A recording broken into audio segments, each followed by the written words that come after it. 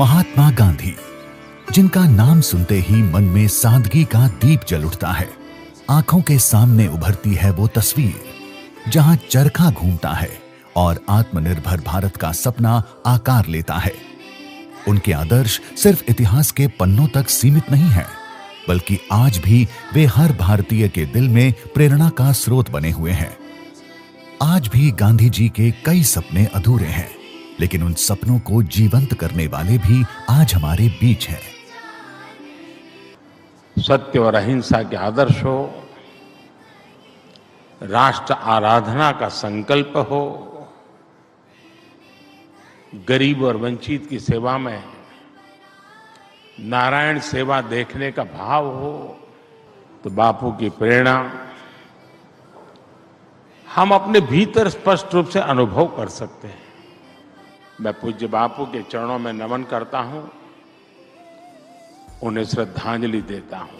आइए जानते हैं कि नरेंद्र मोदी कैसे महात्मा गांधी के आदर्शों पर चलते हुए उनके सपने को पूरा कर रहे हैं। वडनगर के गांव की मिट्टी में खेलते हुए नरेंद्र ने बचपन से ही गांधी जी को न सिर्फ पढ़ा, बल्कि उनके विचारों को गहराई से समझा। नरेंद्र भाई के जीवन में गांधी जी का प्रभाव काफी रहा। स्वाश्रयी जीवन का जो मूलभूत मंत्र महात्मा जी ने दिया, वो नरेंद्र भाई स्वयं उसके जीवन में उपयोग करते रहे। गांधी जी के विचारों ने उनके जीवन में सकारात्मक ऊर्जा भरी, जिसे उन्होंने सामाजिक और राजनीतिक जीवन में अपनाया। उनके जीवन पर कई गांधीवादी व्यक्तियों का गहरा प्रभाव भी रहा, जैसे वडनगर के गांधीवादी शिक्षक शंभू भाई रावल के आदर्श, मकू भाई सिंह सोनी के प्रेरणादायक गीत, भावनगर के समाज सेवी ठक्कर बाबा की सीख और डॉक्टर द्वारका दास जोशी की गांधीवादी सोच ने नरेंद्र मोदी के जीवन को गहराई से प्रेरित और प्रभावित किया। नरेंद्र मोदी का महात्मा गांधी के शिष्य आचार्य विनोबा भावे से भी संपर्क रहा। विनोबा भावे ने नरेंद्र मोदी के प्रति गहरी आत्मीयता और स्नेह भावना दिखाई। 60 के दशक में गुजरात में गौरक्षा आंदोलन की अगुवाई करते हुए उनके गांव के गांधीवादी अनशन पर बैठे। उन्हें देखकर नरेंद्र मोदी के हृदय में देश, धर्म और संस्कृति के प्रति ऐसा प्रेम उमड़ा कि वे स्वयं भी उनके साथ अनशन पर बैठ गए। जब वे अपने युवा अवस्था में आरएसएस प्रचारक के तौर पर जगन्नाथ मंदिर परिसर में रहने लगे थे, तब उन्होंने गांधी जी की प्रेरणा से मंदिर और आसपास के गांव में सफाई अभियान चलाया। नरेंद्र भाई मंदिर परिसर में ही एक रूम है, उसमें रहते थे। जैसे उन दिनों है ना, ग्राम सफाई अभियान का एक समय चला था, तो उसमें जो भी गांव पसंद होता था, उसमें हम लोग को ये सिखलाया जाता था कि गांव की सफाई हमें नहीं करनी है, हमें उनको सिखलाना, हमको उनको काम करने के लिए बाध्य करना है कि वो अपने घर को, अपने गांव को कैसे साफ सफाई रखेंगे। हम तो एक दिन में करके चले आएंगे, फिर बाकी के दिनों में क्या। संघ में शिविरों में नरेंद्र मोदी गांधी जी का प्रिय गीत वैष्णव जन तो तेने कहिए कई बार वर्ग गीत के तौर पर करवाते थे। जब वो गुजरात बीजेपी के महामंत्री बने, तो मुझे बापू को जो पसंद है, वैष्णव जन तो तेने रे कहिए चे पीड़ पराई जाने रे। वैष्णव जन का डेफिनेशन क्या है, वो उस भजन में बहुत अच्छे से वो समझाने की कोशिश। उस पूरे भजन को लेके पूरे गुजरात के कार्यकर्ताओं को समझाने का अगर किसी ने शुरुआती दौरे में उन्होंने एक महामंत्री के रूप में जो प्रयास किया है, अद्भुत है। गांधी जी की विरासत को विश्व स्तर पर स्थापित करने की नरेंद्र मोदी की दूरदृष्टि और समर्पण से जुड़ा एक रोचक किस्सा पूर्व प्रधानमंत्री भारत रत्न अटल बिहारी वाजपेयी के मीडिया सलाहकार अशोक टंडन भी बताते हैं। प्रधानमंत्री अटल जी दक्षिण अफ्रीका की यात्रा पर जाने वाले थे, तो नरेंद्र भाई ने कहा कि अटल जी को एक सुझाव दिया जाए कि वो गुजरात की मिट्टी कलश में लेकर जाएं और वहां पर क्योंकि कार्यक्रम में अटल जी ने उस स्थान पर भी जाना था जहां पर रेलवे के डिब्बे से गांधी जी को सामान के साथ बाहर फेंक दिया गया था। जब नरेंद्र मोदी गुजरात के चुनाव जीते, उसके बाद वे गांधी जी का आशीर्वाद लेने उनके जन्म स्थल कीर्ति मंदिर पोरबंदर पहुंचे। मुख्यमंत्री बनने के बाद उन्होंने गांधी जी के मूल्य और सिद्धांतों को अपने प्रशासनिक कार्यों में उतारा और गांधी जी से जुड़े ऐतिहासिक स्थलों का पुनर्विकास और सौंदर्यीकरण कर उन्हें सम्मानित किया। नरेंद्र मोदी का कहना है, हम आधुनिकता की ओर बढ़ें, पर हमारी जड़ें हमें हमेशा अपनी परंपराओं से जोड़े रखें। यही उनकी सोच थी जब उन्होंने मेट्रो परियोजना के दौरान साबरमती आश्रम की पवित्रता बनाए रखने की पहल की। मेट्रो मैन पद्मश्री ई श्रीधरन ने स्वयं प्रधानमंत्री की इस दूरदर्शिता की सराहना की। The most important thing is the Sabarmati ashram. Our original proposal was taking the metro line in front of Sabarmati station, and metro line was elevated that time. He said no.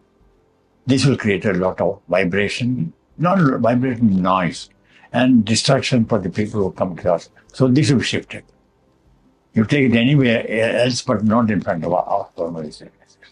That was his idea, and we did it.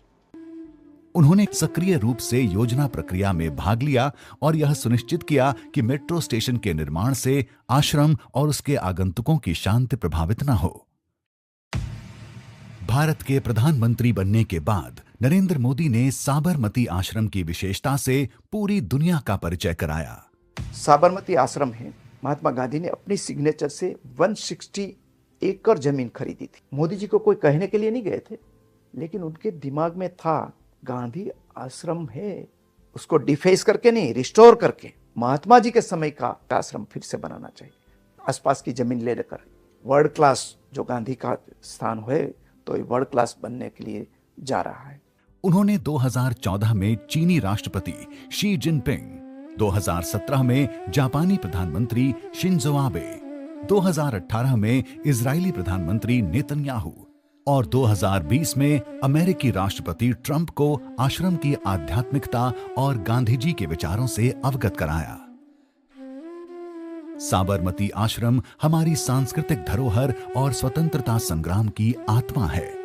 इसी सोच के साथ 12 मार्च 2024 को मोदी जी ने महात्मा गांधी साबरमती आश्रम पुनर्विकास परियोजना का शिलान्यास किया, जिसमें 1200 करोड़ रुपए से इसकी सुविधाओं को सुदृढ़ कर एक विश्व स्तरीय अनुभव तैयार किया जाएगा। इसी कड़ी में कोचरब आश्रम की बात करें तो यही वो जगह थी जहां से गांधी जी ने अपने विचारों की मशाल जलाई। प्रधानमंत्री मोदी ने 2024 में पुनर्निर्मित कोचरब आश्रम का उद्घाटन किया और गांधी आश्रम स्मारक के मास्टर प्लान की शुरुआत की। 1915 में महात्मा गांधी ने सत्याग्रह आश्रम की स्थापना की थी। यह सत्याग्रह आश्रम उपेक्षित दशा में था, तो माननीय प्रधानमंत्री जी को नोटिस पे लाया गया और प्रधानमंत्री जी की दीर्घ दृष्टि की वजह से यह सत्याग्रह आश्रम का जीर्णोद्धार हुआ है। यहाँ पर आपको महात्मा गांधी और कस्तूरबा के वाइब्रेशंस फील होंगे। यह अहमदाबाद की एक पहचान है, सत्याग्रह आश्रम कोचरब। 12 मार्च 1930 महात्मा गांधी ने दांडी मार्च की शुरुआत की, जो ब्रिटिश नमक कानून के खिलाफ पहला बड़ा अहिंसक आंदोलन था, जिसने ब्रिटिश साम्राज्य को हिला दिया और भारतीय स्वतंत्रता संग्राम की नींव रखी। 2003 में गुजरात के मुख्यमंत्री के रूप में नरेंद्र मोदी ने दांडी यात्रा को पुनर्जीवित करने की पहल की। दांडी को एक अंतर्राष्ट्रीय पर्यटन स्थल बनाने की दिशा में महत्वपूर्ण कदम उठाए। 2015 में प्रधानमंत्री के तौर पर नरेंद्र मोदी ने दांडी कुटीर संग्रहालय का उद्घाटन किया और 2019 में दांडी नवसारी में नेशनल सॉल्ट सत्याग्रह मेमोरियल को राष्ट्र को समर्पित किया। मुझे पूछा कि कौन से गांव से हो, तो मैंने कहा ओरिजिनली मैं दांडी का हूँ। मोदी जी ने बोला दांडी में क्या है अभी, और मैंने कहा कि साहब वहाँ कोई सैफी विला है, गांधी जी की प्रतिमा के कारण नमक उन्होंने उठाया था, वो उसके सिवा कुछ है ही नहीं दांडी में। और मोदी जी ने स्पष्ट बात की थी कि ऐसा कुछ होना चाहिए कि पूरे दुनिया के लोग दांडी में आके देखे, और ऐसा दांडी बनवाना चाहता उस जब प्रधानमंत्री हुए मोदी जी, और 2019 में ये साकार हुआ।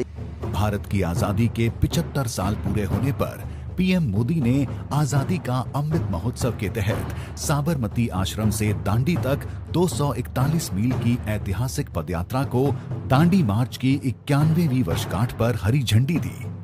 इस अभूतपूर्व यात्रा में जहां जहां गांधी जी रुके थे, नरेंद्र मोदी ने वहां वहां लोगों के ठहरने और रुकने की व्यवस्था करवाई, ताकि लोग उन गौरव के पलों को और भी करीब से महसूस कर सकें। और अब बात करते हैं महात्मा मंदिर की। जब नरेंद्र मोदी गुजरात के मुख्यमंत्री थे, तो गुजरात के स्थापना दिवस 1 मई 2010 को उन्होंने गांधीनगर में इसका शिलान्यास किया था। इस दौरान एक टाइम कैप्सूल भी महात्मा मंदिर में रखा गया था, जिसमें गुजरात की 1 मई 1960 से अब तक की यात्रा को संजोया गया था। उन्होंने एक दिन ऐसे ही बैठे थे तो कहा कि भाई हमारी राजधानी जो है गुजरात की वो गांधीनगर, लेकिन गांधी के नाम पर यहाँ कुछ है नहीं, तो हम यहाँ क्या कर सकते हैं कि जो गांधी की याद भी दिलावे, जनता के लिए उपयोगी भी हो। तो उसमें से बात निकल के आई कि कोई अच्छा कन्वेंशन सेंटर गांधीनगर में नहीं, कि हाँ बिल्कुल गांधीनगर में एक महात्मा मंदिर, महात्मा जी के नाम पे एक अच्छी मल्टी फेसेटेड एक सुविधा खड़ी की जाए। महात्मा मंदिर का निर्माण केवल एक भवन नहीं, बल्कि एक जन आंदोलन बन गया था। इस अद्भुत संरचना के लिए गुजरात के गांव और शहरों के साथ साथ भारत के विभिन्न राज्यों और कई अन्य देशों से मिट्टी और पानी लाकर इसे एक नई पहचान दी गई।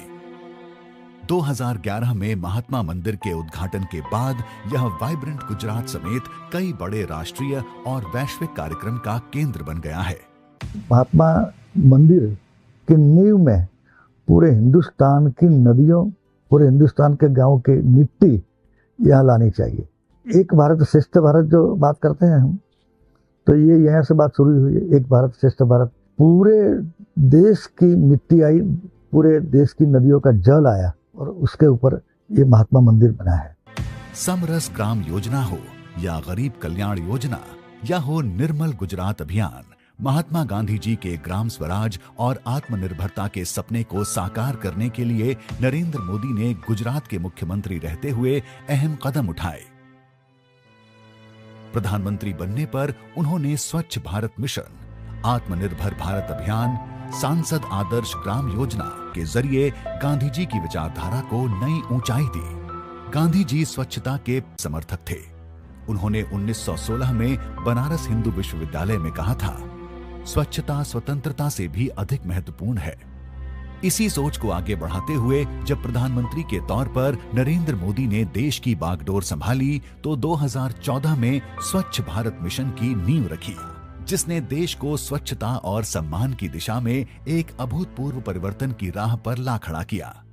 One of the brilliant ideas of Prime Minister Modi was to link the Swachhata program with Gandhi ji. He said, why don't we invoke the spirit of Gandhi ji, but let us bring 20,000 Swachhagrahis together. And this was another term the Prime Minister had himself coined. So the Prime Minister's idea was, let us bring 10,000 village motivators and sanitation workers from across India, and let us get them to share their experiences, inspiring people and motivating them to improve their swachhata and to move towards making their villages open defecation free. Gandhi ji का सबसे बड़ा सपना था ग्राम स्वराज, आत्मनिर्भर गांव। नरेंद्र मोदी ने आत्मनिर्भर भारत और वोकल फॉर लोकल जैसे अभियानों के जरिए इस सोच को वास्तविकता में बदला।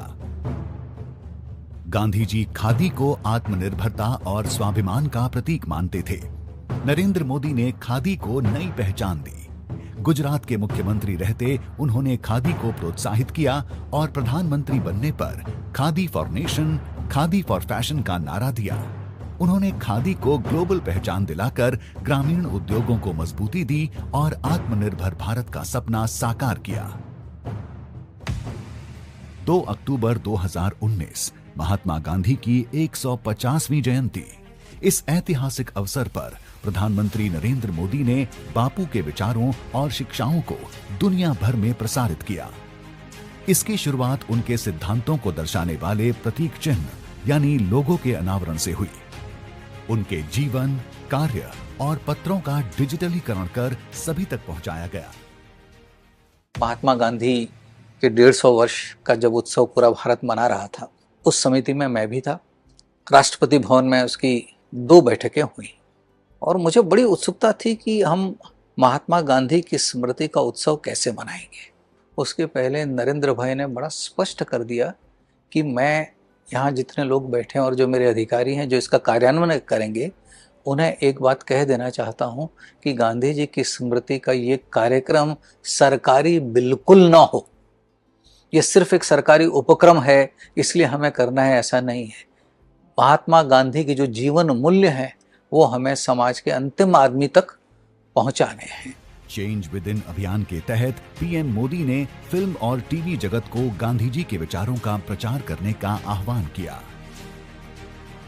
वैश्विक स्तर पर प्रतिष्ठित इमारतों पर उनकी तस्वीरें प्रदर्शित हुईं और 150 महान व्यक्तियों ने गांधी एंथोलॉजी के लिए लेख लिखे। स्मारक सिक्के और डाक टिकट जारी कर इतिहास को समृद्ध किया गया। 30 सितंबर 2018 को राजकोट में महात्मा गांधी संग्रहालय का उद्घाटन किया गया। यह वही अल्फ्रेड हाई स्कूल है जहां महात्मा गांधी ने 1887 में अपनी मैट्रिकुलेशन परीक्षा उत्तीर्ण की थी। स्वतंत्रता के बाद इसे मोहनदास गांधी हाई स्कूल के नाम से पुनः नामित किया गया। 2 अक्टूबर 2018 से 2020 तक चले इस उत्सव में गांधी जी के सार्वभौमिक संदेश को पूरे विश्व ने अपनाया। प्रधानमंत्री नरेंद्र मोदी की गांधी जी की शिक्षाओं में गहरी आस्था ने उन्हें दुनिया भर में गांधी जी के सिद्धांतों को फैलाने में मदद की। जब उन्होंने विदेशी धरती पर गांधी जी को नमन किया, तब यह महज एक परंपरा नहीं थी, यह एक सशक्त संदेश था। अहिंसा के मार्ग पर चलने का संदेश, स्वराज की शक्ति को पहचानने का संदेश और मानवता की सेवा का संदेश। चाहे वह G20 का प्रभावशाली मंच हो या संयुक्त राष्ट्र महासभा का बड़ा अवसर, प्रधानमंत्री मोदी ने हर बार गांधी जी की विचारधारा को आगे रखा। G20 आपको पता है कि भारत का सबसे महत्वपूर्ण अंतर्राष्ट्रीय इवेंट है, तो इस अवसर पर सबसे प्रभावी हेड्स ऑफ स्टेट और गवर्नमेंट भारत आए थे। तो पीएम साहब ने कहा कि गांधी जी की समाधि में जरूर इवेंट होना चाहिए और राजघाट में सभी हेड्स ऑफ स्टेट और गवर्नमेंट, हालांकि आपको शायद याद होगा उस दिन बारिश हो रही थी सुबह, फिर भी हेड्स ऑफ स्टेट और गवर्नमेंट वहाँ गए और वहाँ पे सभी ने एक मैसेजिंग किया और पीएम साहब ने सभी को एक हाथ से बनी हुई खादी अंगरखा भी प्रेजेंट किया। उनकी यह प्रतिबद्धता दुनिया के लिए एक निमंत्रण बन गई, एक ऐसा निमंत्रण जो कहता है, आइए हम मिलकर गांधी जी के मूल्यों पर आधारित एक शांतिपूर्ण और समृद्ध भविष्य की ओर कदम बढ़ाएं। महात्मा गांधी भारत की आजादी की लड़ाई के केंद्र बिंदु थे। गांधी जी का ये विजन आज भारत के सामने बड़ी चुनौतियों के समाधान का बड़ा माध्यम बन रहा है। जनता अब इन अभियानों का नेतृत्व खुद कर रही है। गांधी जी के विचार आज भी धड़कते हैं, हर गांव, हर शहर, हर मन में। नरेंद्र मोदी ने गांधी जी की विरासत को सहेजने और उसे जन जन तक पहुंचाने के लिए अनथक प्रयास किए हैं। आज वे उनकी विचारधारा के सशक्त दूत बनकर दुनिया को यह दिखा रहे हैं कि गांधी केवल भारत के नहीं बल्कि पूरी मानवता के हैं।